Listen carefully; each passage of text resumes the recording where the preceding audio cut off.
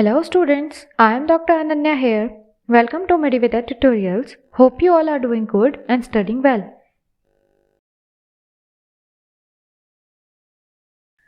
This video is going to be for the topic Marma, which was highly demanded by students, so finally here it is. After watching this video, you will not have to check any other notes. The contents in this video for the topic is very enough. I am always trying to provide you the best videos and the topic and the best content. So please support the channel, subscribe it and share it. Topic शुरू करते हैं। पहला है निरुक्ति। मर्म की निरुक्ति है मार्यन्ति इति मर्माणि, जिसका अर्थ है जिस संरचना पर आघात होने से मृत्यु हो जाए उसे मर्म कहते हैं। परिभाषा की बात करें तो मर्माणि मांसशिरा स्नायु अस्ति संधि सन्निपाताः तेषु स्वभावत एवं विशेषेण प्राणास्तिष्ठन्ति। मांस, सिरा, स्नायु, अस्थि, संधि का संयोग मर्म कहलाता है। इनमें स्वभाव से ही विशेष स्तर के प्राण रहते हैं, इसलिए मर्मों से पीड़ित रोगी अनेक अवस्थाओं को प्राप्त होते हैं। यथा शब्द, स्पर्श, रूप, रस, गंध आदि इंद्रियों का ज्ञान नष्ट हो जाता है तथा मन तथा बुद्धि बदल जाती है। अब मर्म की शरीर में स्थिति, मतलब अगर हम लोकेशन देखें तो क्या है? शरीर के जिस भाग को दबाने पर विषम स्पंदन मतलब एबनॉर्मल पल्सेशन होता है तथा वेदना मतलब पेन उत्पन्न होती है, उसे मर्म कहते हैं। अगर मर्मों की संख्या की बात करें तो मर्म 107 होते हैं। अब मर्मों का वर्गीकरण देख लेते हैं, मतलब क्लासिफिकेशन। पहला है षडंगों के आधार पर, दूसरा संरचना के आधार पर, तीसरा परिणाम के आधार पर, चौथा परिमाण के आधार पर। पहले हैं षडंगों के आधार पर मर्म। इनको हम थोड़ा सा डिटेल में पढ़ेंगे। Marmas of the 6 anatomical regions. इनमें से एक पैर में 11 मर्म होते हैं। इसी प्रकार दूसरे पैर और दोनों बाहों में 11 मर्म होते हैं। उदर और छाती में 12, पीठ में 14, ग्रीवा के ऊपर 37 मर्म होते हैं। इनको हम 4 पार्ट में डिवाइड करके पढ़ेंगे। पहला है शाखागत मर्म, which are marmas of lower extremities. दूसरा है अंतराधि के मर्म, which are marmas of the trunk. तीसरा है ऊर्ध्व शाखा के मर्म, marmas of the upper extremities. चौथा है ऊर्ध्व जत्रुगत मर्म, marmas of which are above the clavicle. पहला शाखागत मर्म, इसके अंदर क्या क्या आते हैं? शिप्र, तल हृदय, कूर्च, कूर्च शिर, गुल्फ, इंद्रबस्ती, जानु, आणी, उर्वी, लोहिताक्ष और विटप। इससे दूसरे पैर का भी व्याख्यान हो जाता है, मतलब दूसरे पैर में भी यही सेम मर्म पाए जाते हैं। अगला है अंतराधि मर्म। उदर और वक्ष, वक्ष मतलब छाती के मर्म है ये। गुद, बस्ती, नाभि, हृदय, स्तनमूल, स्तनरोहित, अपलाप और अपस्तंभ, ये जो मर्म है ये पाए जाते हैं उदर और छाती में।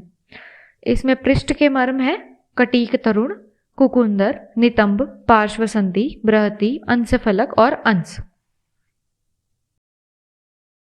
ऊर्ध्व शाखा के मर्म, बाहु के मर्म, शिप्र, तल हृदय, कूर्च, कूर्च शिर, मणिबंध, इंद्रबस्ती, कूरपर, आणी, उर्वी, लोहिताक्ष और कक्षधर। सेम ये दूसरी बाहु में भी पाए जाएंगे। ऊर्ध्व जत्रुगत मर्म, जत्रु के ऊपर 4 धमनियां, 8 मात्रकाएं, 2 आवर्त, 2 उत्क्षेप, 2 शंख, 1 स्थपनी, 5 सीमंत, 4 श्रृंगाटक, 1 अधिपति, ये मर्म होते हैं। यहाँ पे मैंने एक चार्ट अटैच किया है जिसमें पूरी बॉडी के मर्म दिखाए गए हैं, कौन सा मर्म कहाँ लोकेटेड होता है। तो आप इस चार्ट को अच्छे से देख लें और ज़रूरत हो तो स्क्रीनशॉट भी ले लें।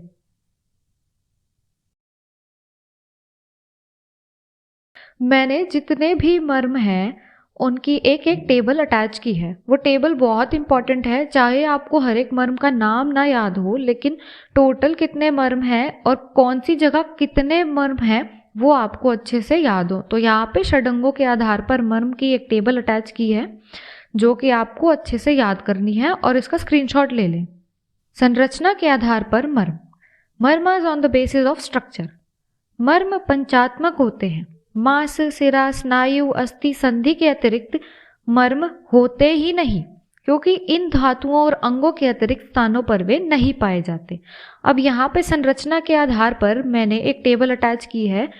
संरचना के आधार पर मर्म जैसे मैंने बताए मांस, सिरा, स्नायु, अस्थि, संधि के होते हैं, तो इनकी संख्या दी हुई है और टोटल 107 बन रहे हैं।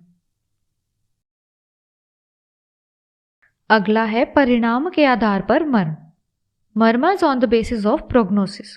इसमें पहला है सद्य प्राणहर मर्म, दूसरा कालांतर प्राणहर मर्म, तीसरा विशल्यग्न मर्म, चौथा वैकल्यकर मर्म, पांचवा है रुजाकर मर्म।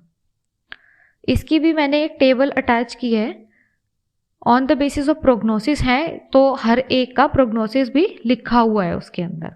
सद्य प्राणहर का मतलब है जो आपको मार दे तुरंत, और वैकल्यकर मतलब है कि कोई डिसेबिलिटी जो पैदा कर दे। रुजाकर है ओनली पेन करेगा।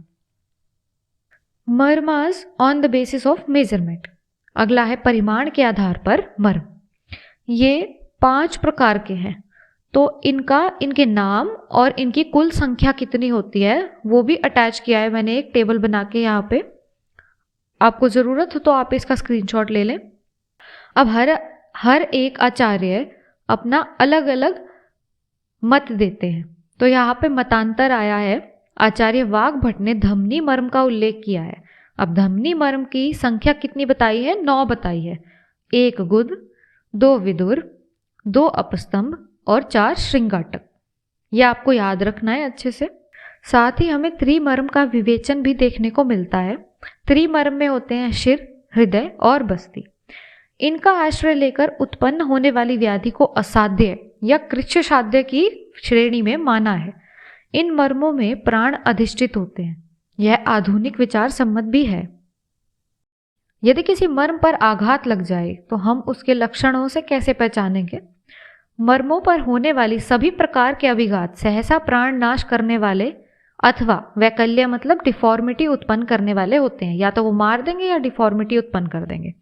अतः मनुष्य शरीर में मर्म के आश्रय से जो वैकल्य उत्पन्न होते हैं वे अनेक उपाय करने पर भी प्राय ठीक नहीं हो पाते हैं।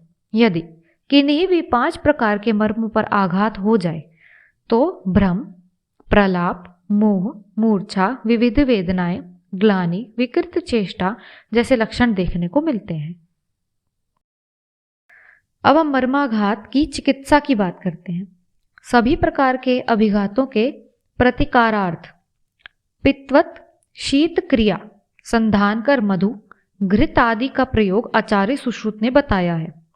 तत्काल अर्थात अभिघात होते ही यथाशीघ्र आवश्यक तथा उपलब्ध साधनों की सहायता से व्रणित की प्राण रक्षा करना और यथासाध्य अभिघात जन्य वेदनाओं का शमन कर स्तब्धता, दुष्परिणामों से बचाव करना यही प्राथमिक चिकित्सा है। साथ ही साथ शत विक्षत स्थान से होने वाले रक्तस्राव को बंद करके प्राण रक्षा करनी चाहिए, क्योंकि रक्त शरीर का प्राण है। अब हमें वेदना का शमन करने के लिए क्या करना चाहिए?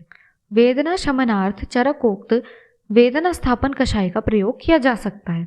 अब वेदना स्थापन कषाय में क्या क्या होता है? शाल, कटफल, कदम्ब, पद्मक, तुम्ब, मोचरस, शिरीष, पंजुलय, लावलुका, शोका इति दशेमानि वेदना स्थापनीयानि भवन्ति। शस्त्र क्रिया के कारण व्रण में उत्पन्न वेदना शांति हेतु यष्टि मधु चूर्ण से युक्त कोष्ण घृत लाभदायक होता है। अगर इसका आधुनिक मत से हम कोरिलेशन देखें तो ये शोक से कोरिलेट होता है। आधुनिक मत अनुसार मर्माघात से शोक का ग्रहण किया जा सकता है। This was all about today's topic. I hope you've loved the video and learned the topic.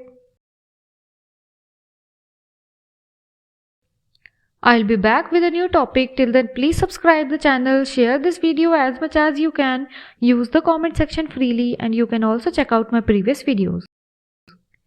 Love and peace from me to you.